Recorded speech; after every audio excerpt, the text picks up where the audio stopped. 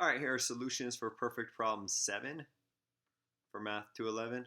A couple of things here. I'm going to get rid of this divisibility rule for 9. I'm just going to delete that from the problem because I didn't list it down here, and I didn't really give you any hints on it here, so I suspect I put it up here as kind of a typo. And then the other thing, in class I gave you some number that is divisible by all of these guys, and I'm not sure what number I gave you, so I'm going to use this one here. I like to say your solutions may vary, especially for this part down here, but hopefully this solution video will give you the basic idea of what we're doing here. So you're coming up with divisibility rules. And the hint that I gave is that the divisibility rule for 2, 4, and 8 are similar to the base 10 divisibility rules for 2 and 5. So in base 10, it's easy to check if a number is divisible by 2 or 5 by just looking at the last digit. And that's because 10 is divisible by both 2 and 5. So if you have some long number, you can think about it as a whole bunch of 10s plus that last digit. And each of the groups of 10 are divisible by 2 and 5, so you really only have to look at that last digit. Same idea here. When I'm in base 16, 16 is divisible by both 2, 4, and 8. So if I have some big number, all I have to do is look at the last digit. So for all of these, what I'm going to do, my divisibility rule will be look at last digit in number,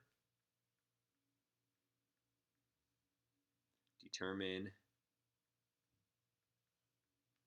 if that digit is divisible by 2 or 4 or 8, depending on which of these ones you're testing for. So a lot like what you do for 2 and 5 in base 10, and that's why that works. When you get to 3, 5, and F, things are a little bit different here, but there's a trick for that as well. And it's similar to the divisibility rules for 3 and 9 in base 10. So the characteristic, the nice property that 3 and 9 have, is they evenly divide one less than my base. So 3 goes into 9 and 9 goes into 9. What you'll notice is that 3, 5, and 15 all evenly divide one less than my base of 16. So the fact that these numbers evenly divide one less than the base will allow me to do the same trick that I have for 3 and 9 in base 10, namely sum, in other words, add up the digits and determine if that sum is divisible by these numbers 3, 5, or F15. Okay, moving on. What about 6A and C? Well, first of all, note that A is our base 10 concept of 10 and C is our base 10 concept of 12. How are we going to figure out rules for 6A and C? Well, I give you a hint here. I say it's similar to our base 10 rule for 6.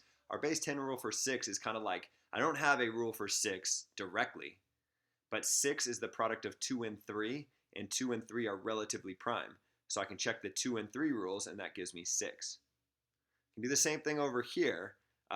Maybe I shouldn't put these little parentheses or whatever these symbols are. I'm just going to write each one individually. For 6, I'm going to say check the 2 and 3 rules. I already have a rule for 2 up here and a rule for 3 up here. If it passes both the 2 and 3 rules, it passes the 6 rule. A, check the 2 and 5 rules. A is equal to 10, 2 times 5 is 10, 2 and 5 are relatively prime. So if my number passes the 2 rule and the 5 rule, which I've listed above, then it passes the A, in other words, the 10 rule. What about C? Well, C represents 12, and 12 can be written as 3 times 4 or 2 times 6, but 2 and 6 aren't relatively prime, so I can't check the 2 and 6 rules. But 3 and 4 are relatively prime, meaning they don't share any prime factors. So I can check the 3 and 4 rules. So those will be my rules for 6A and C. And so let's actually do this. If I have a number like 9E3400, 9E3400, 0, 0. Divisibility by 2. Well, I'm just going to look at the last digit. Maybe I'll say see video for explanations. So I don't have to write a lot. I can just talk.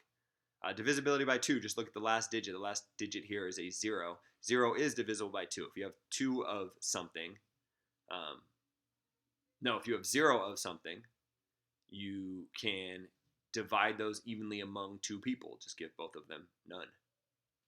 So this number is divisible by 2. What about 4? Same idea. Our divisibility trick for 4 is to look at the last digit and determine if it's divisible by 4. The last digit is a 0. 0 is divisible by 4. Similarly with 8, just look at the last digit. Same rule for all these. Last digit is 0. 0 is divisible by 8, so I'm good. What about 3, 5, and F? For 3, I want to sum all these digits. So 9 plus E plus 3 plus 4 plus 0 plus 0. Well, let's see. E represents 14. And let's see. Here's an easier way to do this. 3 and 4 is 7, and 9 more gives me 16. But 16 is one group of 16 in hexadecimal. So I get 1, and then I have E left over. I get this 1E here. And if I wanted, I could sum the 1 plus the E and get the F, but I'm going to leave it as 1E. So I want to check divisibility by 3. Well, 1E is really 30, because this is a group of 16 and this is a group of 4, or this is 14 singles. So that leaves me with 30, and 3 divides evenly into 1E, so 3 divides evenly into this number right here. What about 5? Well, 5 divides evenly into 30, so 5 divides evenly into my number. What about F? Well, F is 15, and 15 divides evenly into 30, so 15 divides evenly into this number. And then finally, 6A and C. Well, for 6, it said check the 2 and the 3 rules. It passed the 2 rule, it passed the 3 rule, so it passes the 6 rule. For A, it says check the 2 and the 5 rule. It passed the 2 rule, it passed the 5 rule, it passes this rule. For C, it says check the 3 and the 4 rules. It passed the 3, passed the 4, so it passes the C rule. Now, lastly, I want to do this one more time, except I want to take this number and add 1 to it. So I want to get 9, whatever, 9E340 and then I want to check all of my rules. 2, 4, 8 first. 2, the rule for 2 says look at the last digit. The last digit's a 1. 2 does not, 1 is not divisible by 2. So therefore this number is not divisible by 2. 1 is not divisible by 4, so this number is not divisible by 4. 1 is not divisible by 8, so this number is not divisible by 8. What about 3? Well, for 3, what I want to do here is I want to sum these digits, 9 plus E plus 3 plus 4 plus 0 plus 1. That sum will be similar to this sum, except 1 bigger, in other words, 1F. You're thinking 31 when you see this. 3 does not divide into 31, so 3 does not divide into this number. 5 does not divide into 31, so 5 doesn't divide into this number. And 15, aka F, does not divide evenly into 31, so it doesn't divide evenly into this number. And then finally, 6A and C. Well, for 6, I look at the 2 and the 3 rules. To pass the 6 rule, it has to pass both the 2 and the 3 rules. Didn't pass the 2 rule, so I don't even care that it didn't pass the 3 rule. I already failed for 6. What about A? It has to pass the 2 and the 5. Well, it didn't pass the 2. What about C? It has to pass the 3 and the 4. It didn't pass the 3, so it fails. And again, see video for explanations. So there's the idea of these divisibility tricks in different bases. And I guess that's the end of the problem. I think I did everything that it asked me to do up here. So I'll end this video here. Maybe I'll just write this number first, and then I'll end this video.